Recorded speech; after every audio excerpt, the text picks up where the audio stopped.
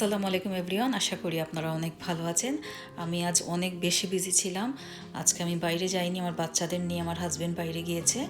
আমার বাসায় একটু কাজ ছিল, তারপর অনেক কুকিংও ছিল। আজকে আমি কই মাছ কুক করেছিলাম আর ভাবলাম আপনাদের সাথে রেসিপিটা শেয়ার করি। এই ফিশটা আমি অনেক বেশি পছন্দ করি। এটা বিরন ভাতের সাথে খেতে অনেক বেশি ভালো লাগে। আমি আর আমার হাজব্যান্ড অনেক বেশি পছন্দ করি। এটা আমাদের সিলেটে খুব জনপ্রিয় একটি খাবার। আমি নর্মালি এটা কিভাবে কুক করি আমার ফ্যামিলির জন্য আমি তাই শেয়ার করব আপনাদের সাথে।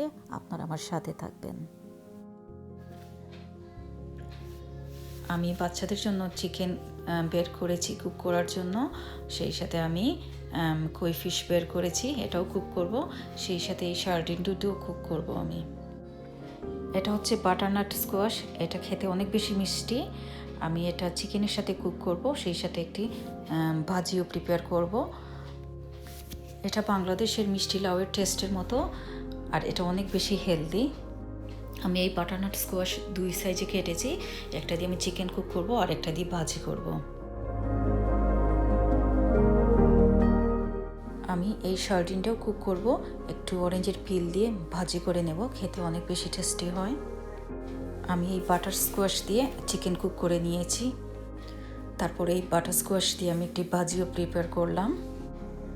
আমি এই কই ফিশও কুক করে নিয়েছি, হালকা করে প্রথম ভেজে নিয়েছিলাম, তারপর একটু ভুনা ভুনা করে কুক করে নিয়েছি।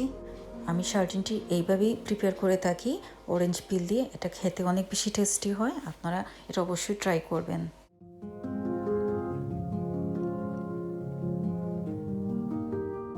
এখন আমি শেয়ার করব আমি কই ফিশ কীভাবে প্রিপেয়ার করে থাকি।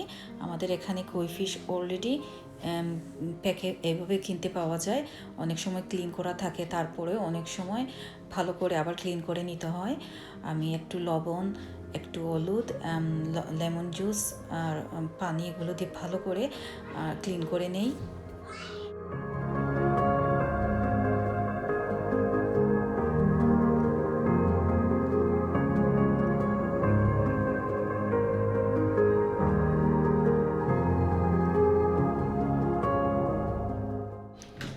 আমি এখন এই ফিশকে ভালো করে ড্রেন করে একটু সল্ট দেব, হাফ টিস্পুনের মতো টার্মারিক পাউডার দেব, একটু অয়েল দেব, হাফ টিস্পুনের মতো রেড মির্চ পাউডার দেব, হাফ টিস্পুনের মতো পাঁচ ফোড়ন দেব, আর হাফ টিস্পুনের মতো কোরিয়ান্ডার পাউডার দেব, দিয়ে ভালো করে ম্যারিনেট করে দিব। তারপর আমি 10 থেকে 15 মিনিটের মতো আমি রেস্টিংয়ের জন্য রেখে দেব।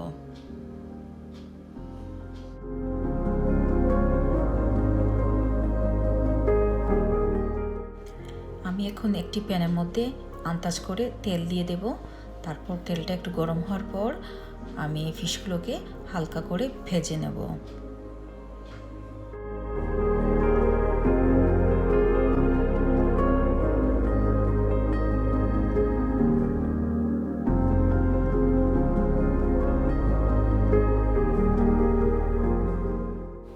এখন আমি 3 থেকে 4টি রসুনের কোয়া কুচি করে কেটে নিয়েছি, আর আমি দুইটি মিডিয়াম সাইজের অনিয়নও কেটে নিয়েছি। এখন আমি তেলের মধ্যে তেল একটু গরম হওয়ার পর প্রথম আমি রসুন কুচি ছেড়ে দেব। গার্লিক্স একটু লাইট ব্রাউন হওয়ার পরেই আমি ডাইস করা অনিয়নস ছেড়ে দেব, সেই সাথে আমি সল্টও দিয়ে দেব আন্দাজ করে।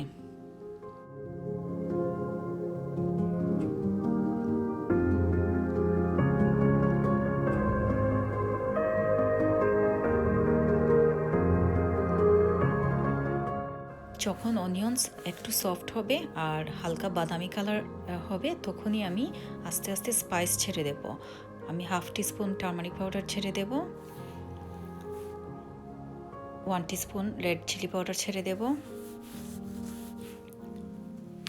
হাফ টিস্পুন পাঁচ ফোড়ন ছেড়ে দেব, আর আমি হাফ টিস্পুন কোরিয়ান্ডার পাউডার ছেড়ে দেব। তারপর আমি ভালো করে নেড়ে ছেড়ে দেব। আমি এটাকে ভালো করে কষাবো আর ওয়েট করব কালারটা একটু চেঞ্জ হওয়ার আগ পর্যন্ত। যখন তেলটা একটু পরে বেশি উঠবে তখন আমি মরিচগুলো ছেড়ে দেব,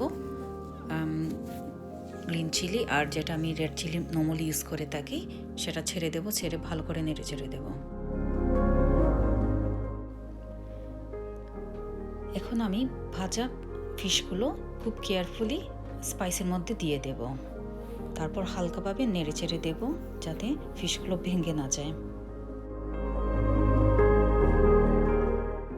আমি খুব কেয়ারফুলি এটা নাড়াচাড়া করব, আর আমি একটু পরই লিড দিয়ে রেখে রাখবো, আর আমি 4 থেকে 5 মিনিটের মতো কুক করব। আমি এই পর্যায়ে ফ্রেশ কোরিয়ান্ডার ছেড়ে দেব, তারপর হালকা নেড়ে চেড়ে আমি আবার লিড দিয়ে রেখে রাখবো, আরও 2 মিনিট কুক করব ফার্দার।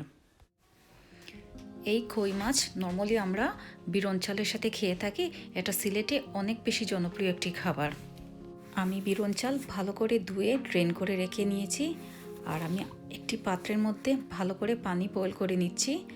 আমি একটু পরই এই চাল ছেড়ে দেব গরম পানির মধ্যে, তারপর হাফ সিদ্ধ হয়ে গেলে আমি স্লো গ্যাসে ভালো করে লিড দিয়ে ঢেকে রাখবো।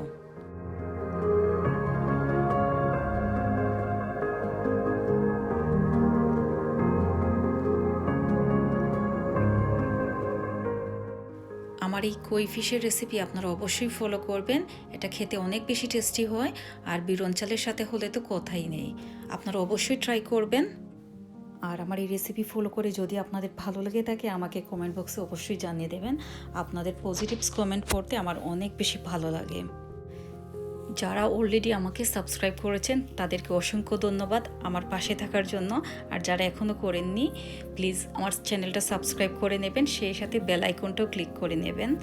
আপনারা সবাই ভালো থাকবেন, সুস্থ থাকবেন, সেফ থাকবেন। আল্লাহ হাফেজ।